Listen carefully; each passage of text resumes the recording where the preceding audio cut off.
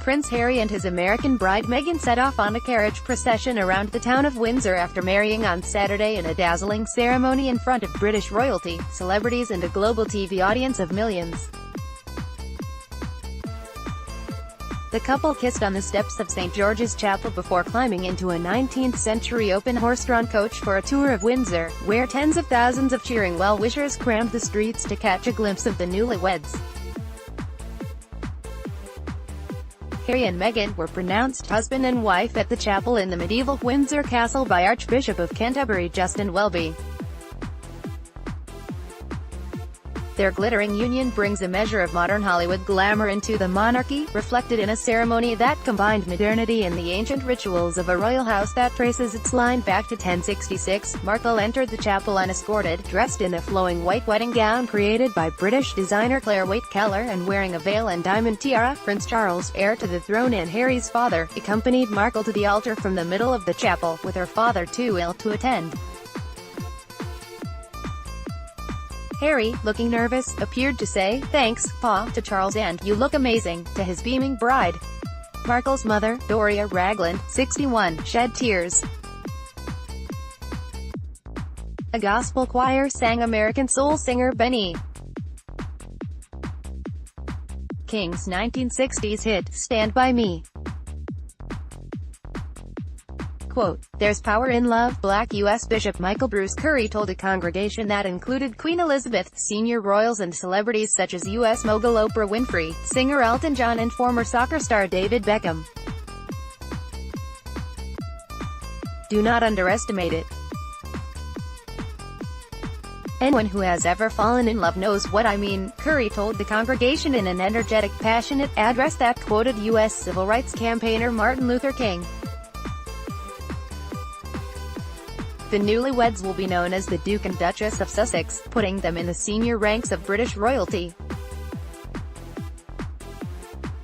Alongside tradition, there was innovation, by British royal standards. Markle, 36, did not vow to obey her husband. Harry, 3 years her junior, will wear a wedding ring, unlike other senior male royals.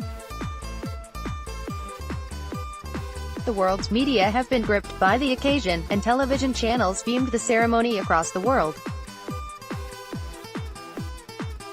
To some Britons, the marriage of a senior member of the royal family to a divorcee whose mother is African American and father is white embodied a modern Britain where race or background are no bar to even the most elite and traditional of institutions. To others, it was an irrelevance or a mild distraction from the schism of Brexit, which has deeply divided the United Kingdom. Polls suggested that most Britons would not bother tuning in. But in Windsor, 30 miles west of London, tens of thousands of fans lined the long walk promenade leading to the castle, waving British flags and cheering. Air traffic controllers for the nearby Heathrow Airport, one of the world's busiest, closed the airspace over the town for the 15 minutes before the ceremony.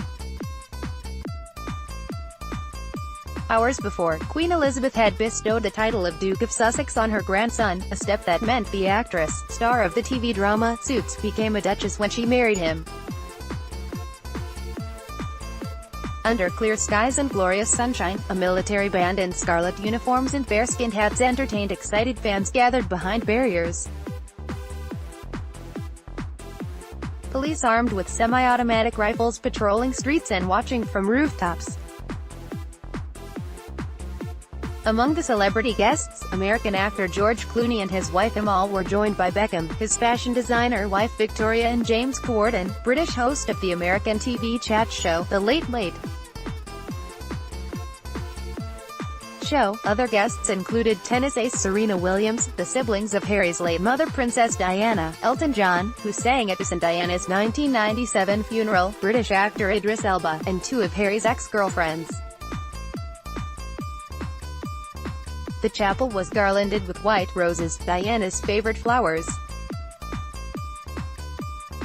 "This is a moment when we can all celebrate the rebirth of the royal family," said Kenny McKinley, 60, who had come down from Scotland for the wedding. "It's a time when all the nation can come together rather than being divided.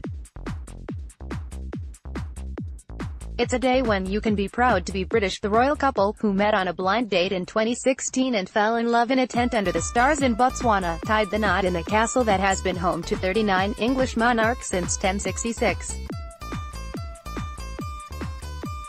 Security tight. Tens of thousands of visitors had to pass through police search points set up around the castle to cram into Windsor's narrow roads.